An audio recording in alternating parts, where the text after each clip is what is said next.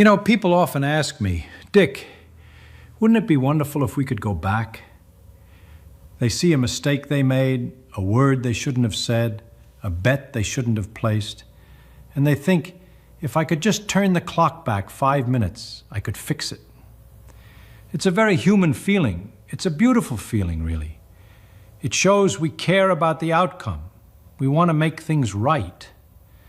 But the universe is a tough teacher. It doesn't care about our regrets. It doesn't care about our feelings.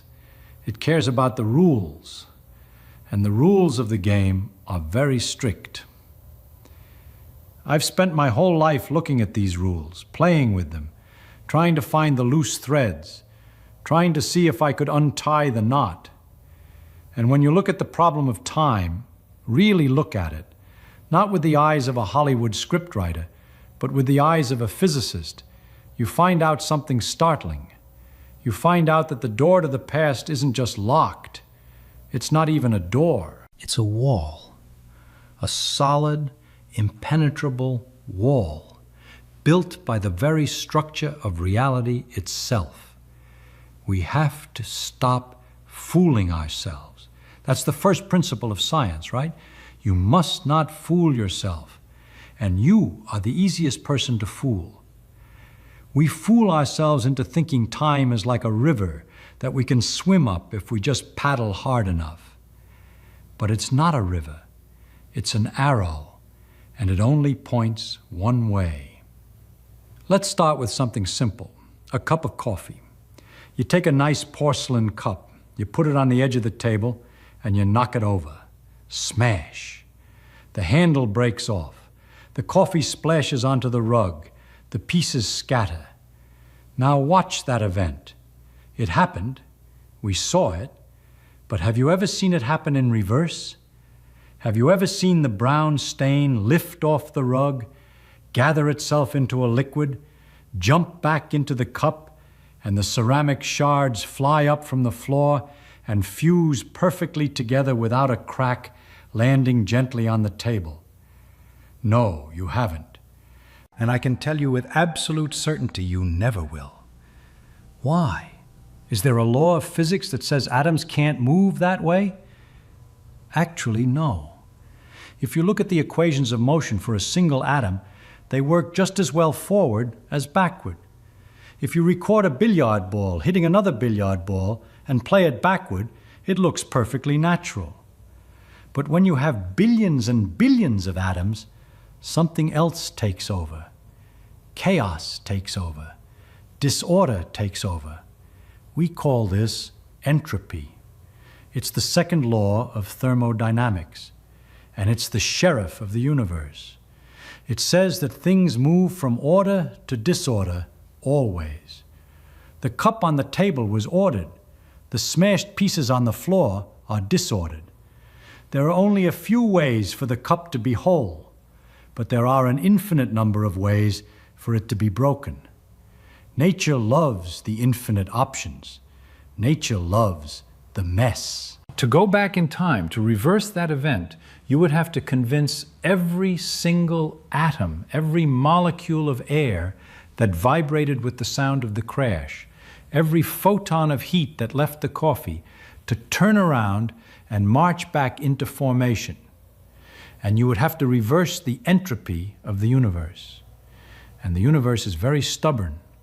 It likes its mess. It likes its heat spreading out. It likes its stars burning down. We are falling through time, falling from a state of high order, the Big Bang, toward a state of total disorder. You can't stop the fall, and you certainly can't fall upward.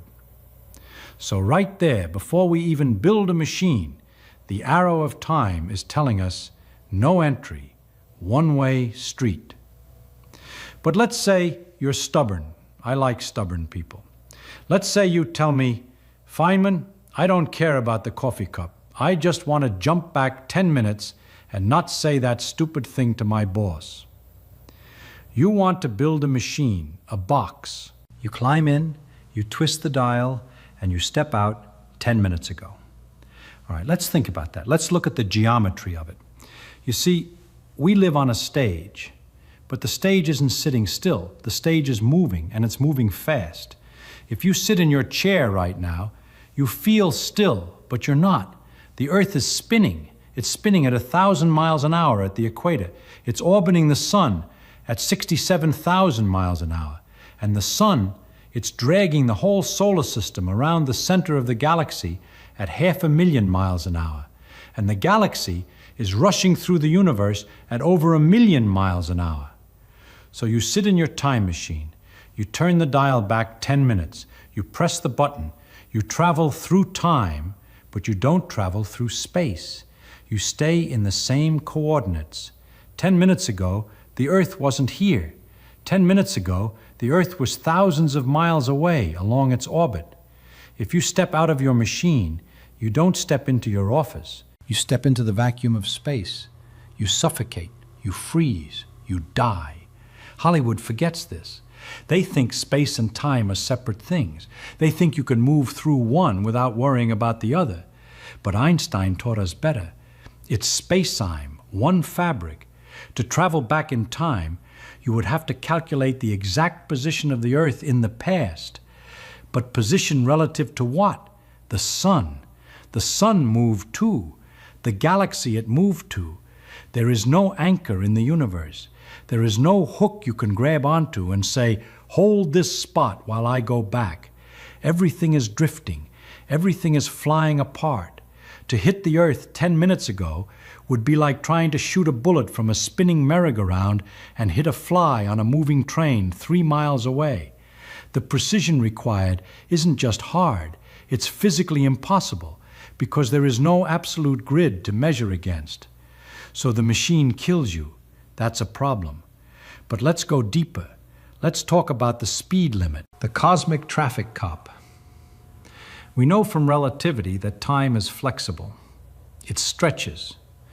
If you go fast, really fast, close to the speed of light, your time slows down.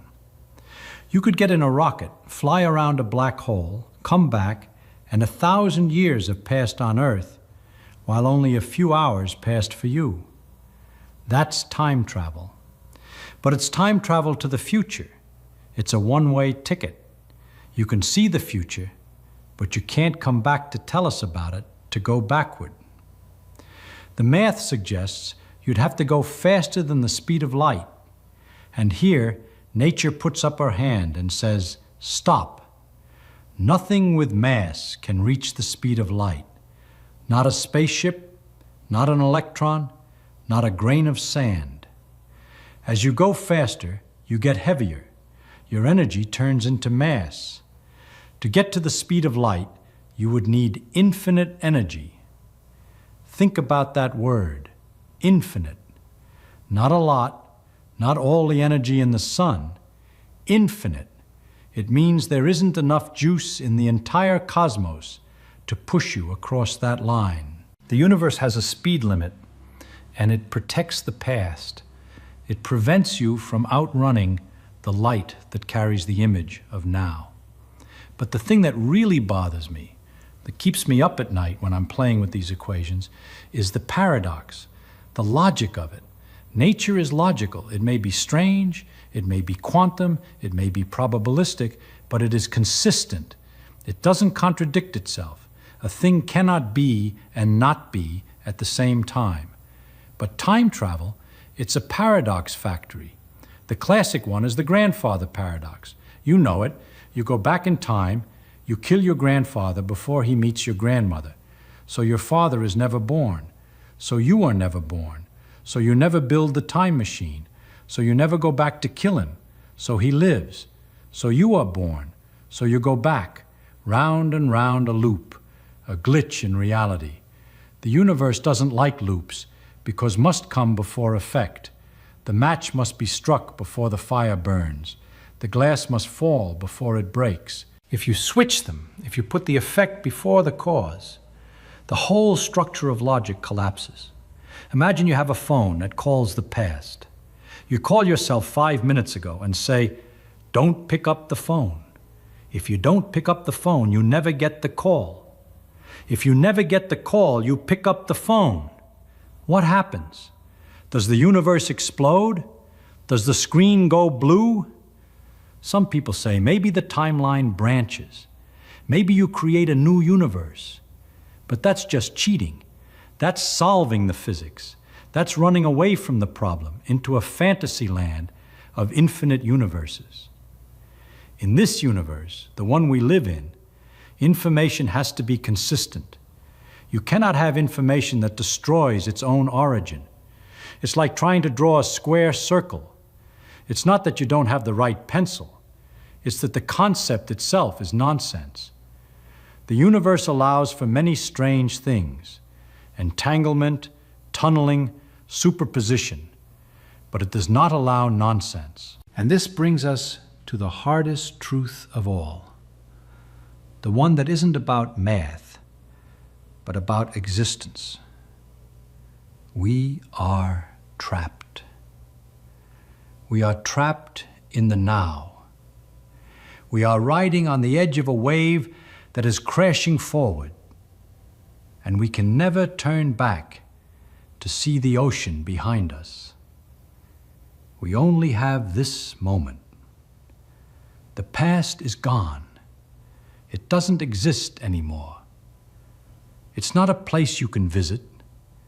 It's just a memory, a pattern of neurons in your brain, a record in a book, a fossil in the ground. The physical reality of yesterday has dissolved into the entropy of today. And you might think that's sad. You might think, what a prison. I'm stuck in the present. But I look at it differently. I think it's a gift.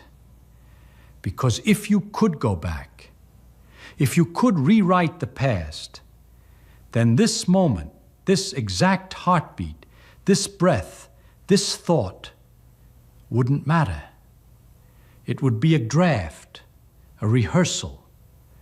You could always hit undo. You could always fix it.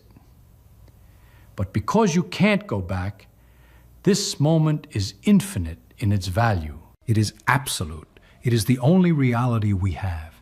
The universe is telling us something very important. It's telling us to pay attention. It's telling us that actions have consequences that ripple out forever. It's telling us that we are part of a great unfolding story that is being written in permanent ink, not pencil. You can't erase. You can only write the next line. So when you look at the stars, or you look at your own life, don't wish for a time machine. Don't wish for a way to undo the things that hurt or the mistakes you made. Those mistakes are part of the structure of reality now. They are part of you. Instead, look at the beauty of the mechanism. Look at how the entropy drives the stars to shine. Look at how the speed of light connects us to the cosmos, but keeps us humble. Look at how the arrow of time forces us to grow, to change, to become something new. We can't go back, and frankly, I wouldn't want to.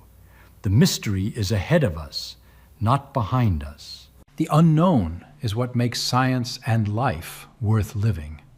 So let's keep going forward. It's the only way the universe lets us go. And maybe, just maybe, that's exactly the way it should.